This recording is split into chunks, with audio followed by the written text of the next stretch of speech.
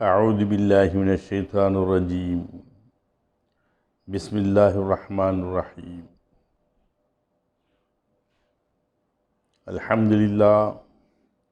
الحمد لله حمدا كثيرا طيبا مباركا والصلاة والسلام على رسوله سيدنا ونبينا ومولانا محمد صلى الله عليه وسلم وعلى آله وأصحابه أجمعين.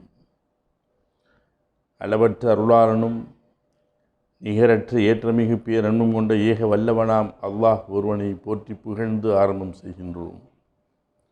அன்னடம் பெருமானார் முஹம்மது நபி ஸல்லல்லாஹு அலைஹி வஸல்லம் அவர்கள் மீதும் அவர்களை பின்பற்றியவர்கள் மீதும் அவர்கள் மீதும் அல்லாஹ்வினுடைய அன்பும் அருளும் நலமும் வளமும் முழுமையாக நிறையட்டுமாக என்று பிரார்த்தித்த வண்ணம் என்னுரையை துவங்குகின்றேன்.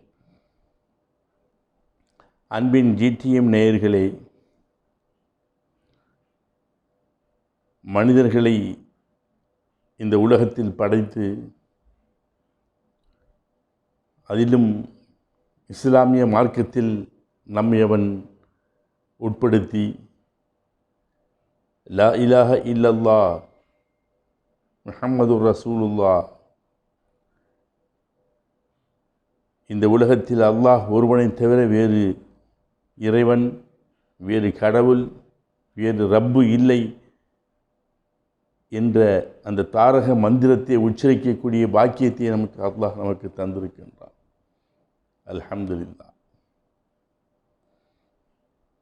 அப்படி கிடைத்த அந்த பாக்கியத்தை எப்படி நாம் பயன்படுத்தினால் நாளை மன்னரையிலே கபரில் கேட்கப்படக்கூடிய முதல் கேள்வி மன் ரப்புக்க, உன்னுடைய இறைவன் யார் என்ற கேள்விக்கு ஒரு முஃமின், ஒரு நம்பிக்கையாளர் அளிக்க வேண்டிய பதில் என்ன என்பதை நாம் தெரிந்து கொள்ள வேண்டும். அது ஒன்றும் பாடம் செய்து ஒப்பிக்கக்கூடிய ஒரு பரீட்சையில் கேட்கக்கூடிய கேள்வியை போன்று இருக்காது. மன் ரப்புக்க என்றால் ரப்பி அல்லாஹ், அல்லாஹ்வே என் இறைவன் என்று பதில் சொல்லக்கூடிய அந்த பாக்கியம் யாருக்கு கிடைக்கும் என்றால், இது வெறுமனே வாயினால் சொல்லக்கூடிய, நாவினால் மொழியக்கூடிய சாதாரண வெறும் வார்த்தைகள் இல்லை. ஒரு மனிதன் இந்த உலகத்தில் வாழ்ந்த வாழ்க்கைக்கே அது சாட்சியமாக அமையக்கூடியது தான் அந்த வார்த்தையின் பொருள். அது எப்படி இருக்க வேண்டும்? மன்னரையில் பதில் சொல்வது என்பது நாம் பள்ளிக்கூடத்தில் பாடங்களை மனப்பாடம் செய்து பரீட்சை தாள் கிடைத்தவுடன் எழுதி வைக்கின்றோம் அல்லவா, அதை போன்றதல்ல. அங்கே நம்முடைய ஈமான், நாம் எந்த அளவுக்கு அல்லாஹ்வை ஏற்றுக்கொண்டிருக்கின்றோம், எந்த அளவுக்கு அவனை பற்றி நாம் புரிந்திருக்கின்றோம், எந்த அளவுக்கு நாம் அவனை பற்றி தெரிந்து வைத்திருக்கின்றோம், நம்முடைய ஈமானுடைய இறை நம்பிக்கையுடைய பலம் என்ன, அதற்காக இந்த உலகத்தில் நாம் செய்த செயல்கள் என்ன என்பதை அது அங்கே ஆட்டோமேட்டிக்காக அங்கே பேசப்படும். யார் இந்த உலகத்தில் அல்லாஹ்வை உண்மையான ரப்பாக இறைவனாக ஏற்றுக்கொண்டு அவனது கட்டளைகளுக்கு கீழ்ப்படிந்து வாழ்கின்றார்களோ அவர்களுக்கு அந்த பதில் தானாகவே வந்துவிடும். அல்லாஹ் அருள்மறையில் கூறுவான்,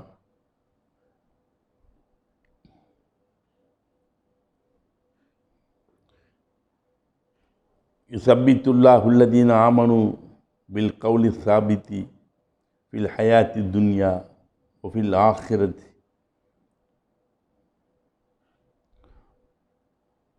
நம்பிக்கை கொண்டவர்களுக்கு அல்லாஹ் ஒரு வலுவான வாக்கின் அடிப்படையில் இம்மையிலும் மறுமையிலும் அவன் உறுதிப்பாட்டை அருள்கின்றான்.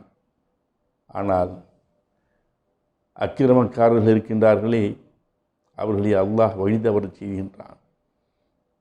அல்லாஹ் இந்த உலகத்தில் தான் நாடியவற்றை செய்வதற்கு அதிகாரம் உள்ளவனாக இருக்கின்றான் என்பது அவன் பதிவு செய்கின்றான். ரப்பி அல்லாஹ் என்பதனுடைய ஆழமான அர்த்தம் என்னவென்றால், அல்லாஹுதான் என் இறைவன் என்று சொல்வதற்கு சில தகுதிகள் அங்கே அவசியமாக இருக்கும். வணக்கத்திற்குரியவன் அவன் ஒருவன்தான். சிலைகளுக்கோ மனிதர்களுக்கோ நம்முடைய விருப்பங்களுக்கோ அடிமையாகாமல் அல்லாஹுக்கு மட்டுமே அடிமையாகுதல் என்பதுதான் முழுமையான ரப்பு என்பதற்கு பொருள். பாதுகாப்பவன் அவன் ஒருவனே. அவன்தான் நமக்கு உணவளிக்கக்கூடியவன். அவன்தான் நமது நோய்களை நீக்குபவன். நம்முடைய வாழ்வையும் மரணத்தையும் தீர்மானிப்பவன் அவன் ஒருவன்தான் என்று முழுமையாக நான் நம்ப வேண்டும். அல்லாஹுவை அவனுடைய தகுதிக்கு தகுந்தவாறு நாம் தெரிந்து வைத்திருக்கின்றோமா? அவனுடைய தகுதிக்கு தகுந்தவாறு அவனை நாம் நம்புகின்றோமா என்பதுதான் அங்கே மன்னரையில் கேட்கக்கூடிய கேள்விக்கு வரக்கூடிய பதில். இந்த உலகத்தில் எந்த அளவுக்கு அவனை தெரிந்து வைத்திருந்தோம் என்பதுதான் முக்கியமாக அங்கே பார்க்கப்படும். அகில உலகத்தினுடைய அதிகாரம் அவனுக்கே உரியது. வாழ்க்கையின் லாபமும் சரி நஷ்டமும் சரி அனைத்தும் அவனது நாட்டுப்படியே நடக்கின்றது என்ற உறுதி நமது உள்ளத்தில் இருக்க வேண்டும். இன்றைக்கு நம்முடைய மின்னஞ்சல் இருக்கின்றதல்லவா, இமெயில் அல்லது ஃபோன் இருக்கின்றதல்லவா, அதை திறப்பதற்கு நமக்கு ஒரு பாஸ்வேர்டு வைத்திருப்போம்.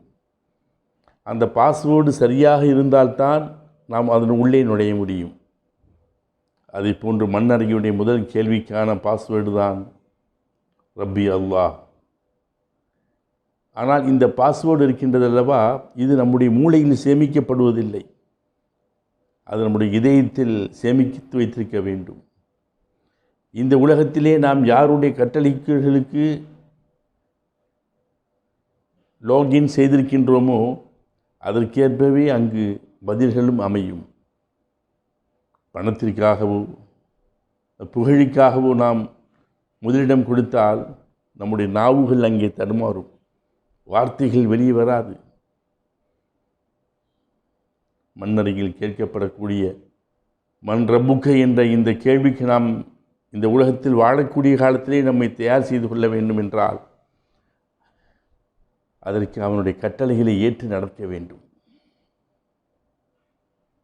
முதலில் நம்முடைய வாழ்க்கையில் கலிமாவிற்கு அடுத்து வரக்கூடிய அந்த சட்டமான தொழுகையை பேணி நடக்க வேண்டும். அதுதான் அல்லாஹ்வை இறைவனாக ஏற்றுக்கொண்டுவதற்கான முதல் அடையாளம். அதற்கு அடுத்தடுத்து வரக்கூடிய இஸ்லாமிய கடமைகளை நாம் நிறைவு செய்ய வேண்டும். நாவுகளில் எப்போதும் அல்லாஹுடைய நினைவு இருந்தால் அது நம்முடைய மரணத்தின் போதும் நம்முடைய மரணத்திற்கு பின்னால் வரக்கூடிய அந்த மன்னரையிலும் அது எளிதாக நமக்கு லேசாக கிடைத்துவிடும்.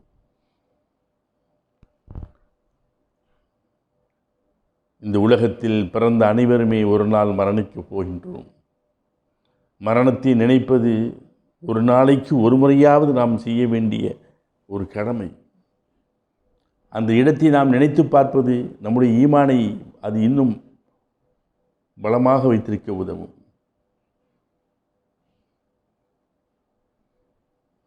மன் ரப்புக்க என்ற கேள்விக்கு பதில் சொல்வது அது ஒரு சர்டிஃபிகேட். நாம் இந்த உலகத்தில் வாழ்ந்த வாழ்க்கைக்கு அல்லாஹ் தரக்கூடிய அங்கீகாரம் அது. அல்லாஹ் நம் அனைவரையும் அந்த மன்னரையின் கேள்விகளுக்கு சரியான பதில் சொல்லக்கூடிய பாக்கியத்தை பெற்றவர்களாக ஆக்கி அருள்வானாக. அல்லாஹ் யார்? அவனுடைய தனித்துவம் என்ன? அவனுடைய தகுதிக்கான அடிப்படை இலக்கணம் என்ன? அவனுக்கு ஆரம்பமும் இல்லை, முடிவும் இல்லை. அத்தியாயம் 112 இருக்கின்றதல்லவா, நாம் எல்லோரும் இலகுவாக லேசாக ஓதக்கூடியது, அன்றாடம் ஓதக்கூடியது. குல் ஹுவல்லாஹு அஹது அல்லாஹு ஸமது லம் யலிது வலம் யூலது வலம் யகுல் லஹு குஃபுவன் அஹத். அவன் ஒருவன் தான் அல்லாஹ். ஏகனான அவன் ஒருவனைத் தவிர யாரும் இந்த உலகத்தில் அல்லாஹ் என்பது இல்லை. அவன் எவரிடத்திலும் எந்த தேவையும் இல்லாதவன். ஆனால் அனைவரும் அவனிடத்திலே தேவையுடையவர்கள். அவன் யாரையுடைய சந்ததியும் இல்லை, அவனுக்கு யாரும் சந்ததியும் இல்லை, அவன் பெறவும் இல்லை, பெறப்படவும் இல்லை, அவனுக்கு இணை யாருமே இல்லை. இதுதான் அந்த அத்தியாயம் 112 பொருள். ஆனால் இதையே கீழிருந்து மேலாக நீங்கள் வாசித்து பாருங்கள்.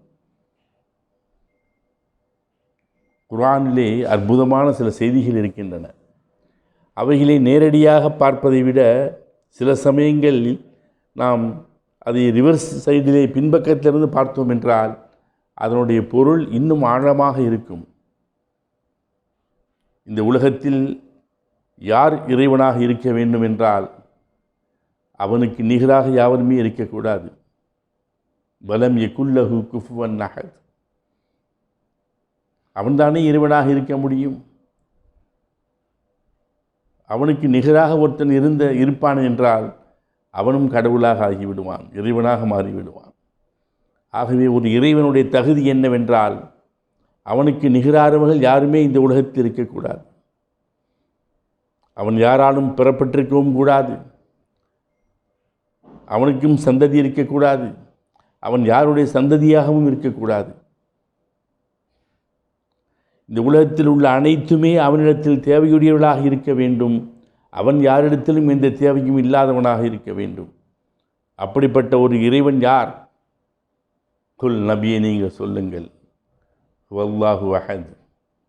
அவன் தான் ஏகனான அல்லாஹ் சுப்ஹானஹு தஆலா என்று குர்ஆனுடைய அந்த 112வது அத்தியாயத்தை கீழிருந்து மேலாக நாம் பார்க்கும் பொழுது இந்த மேலிருந்து கீழாக செல்வதை விட இன்னும் ஆழமான ஒரு அர்த்தத்தையும் புரிதலையும் அது நமக்கு ஏற்படுத்துகின்றது.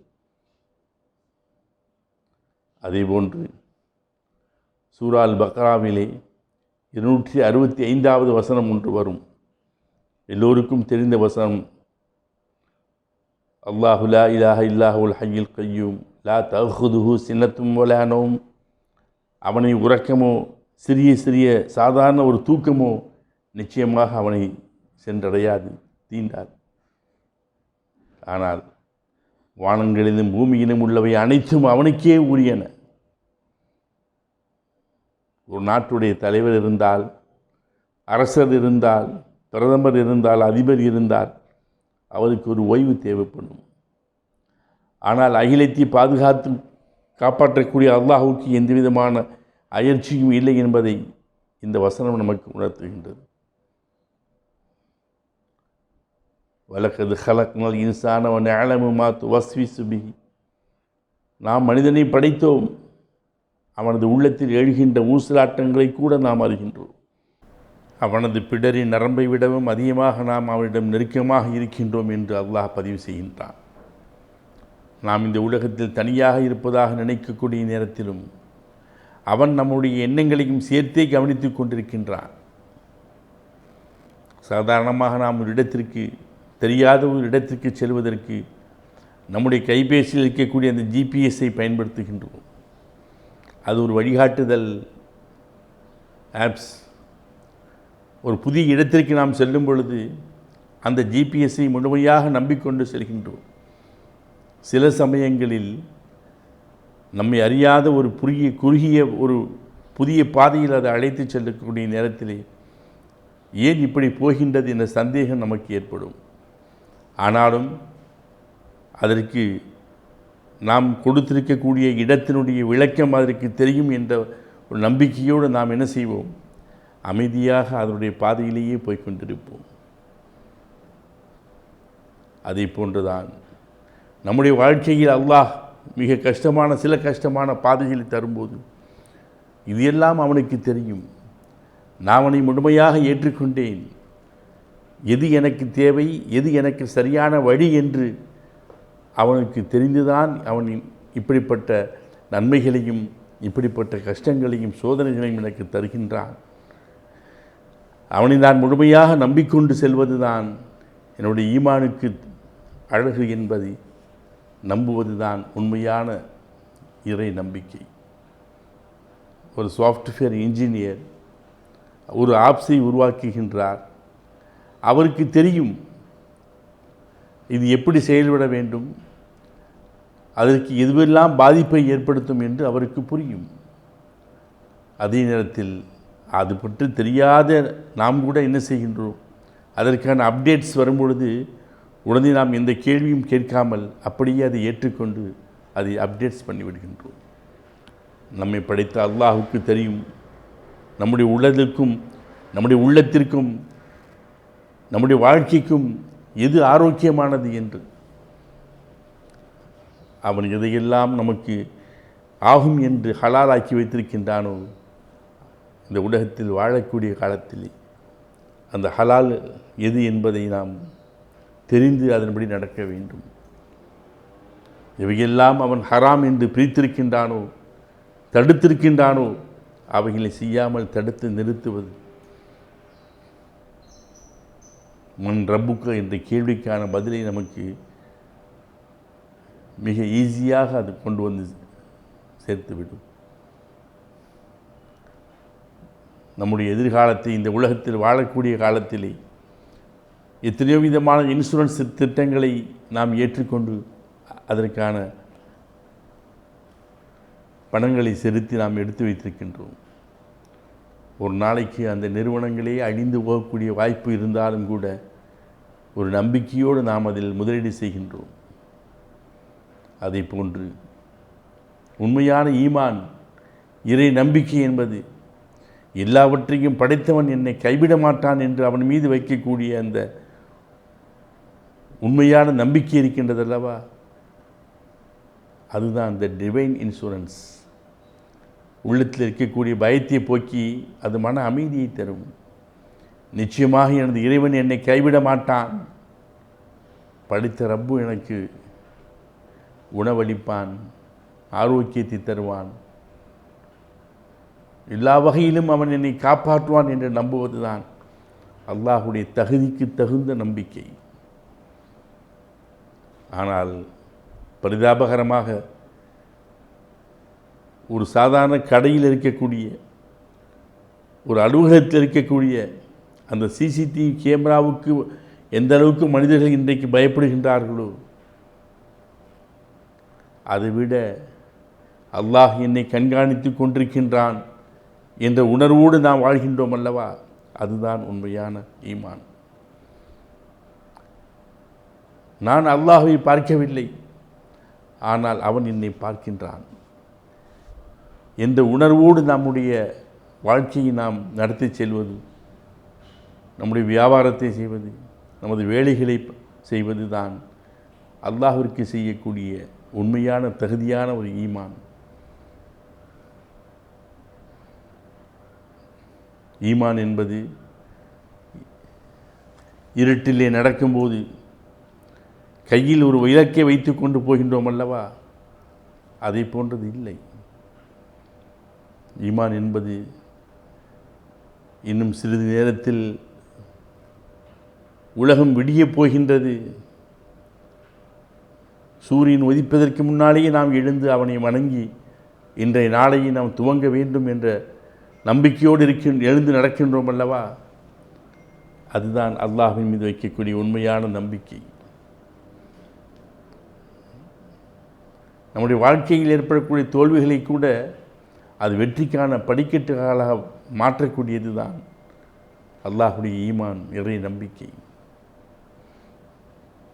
அல்லாஹ் மன் ரப்புக்க, உண்மையில் அல்லாஹ் யார் என்ற கேள்விக்கான விடை அது வெறும் வார்த்தைகள் இல்லை, அது நம்முடைய உள்ளத்தின் ஆழத்தில் உணரப்பட வேண்டிய ஒன்று என்பதை நாம் புரிந்து கொள்ள வேண்டும்.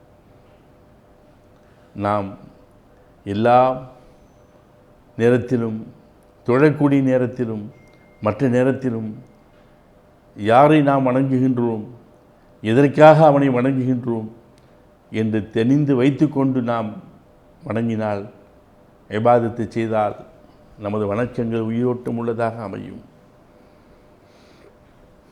அல்லாஹுடைய தனித்துவம், அவனுடைய தௌஹீத் என்பது அவன் ஒருவன்தான், அவனுக்கு நிகராகவோ துணையாகவோ யாரும் இல்லை.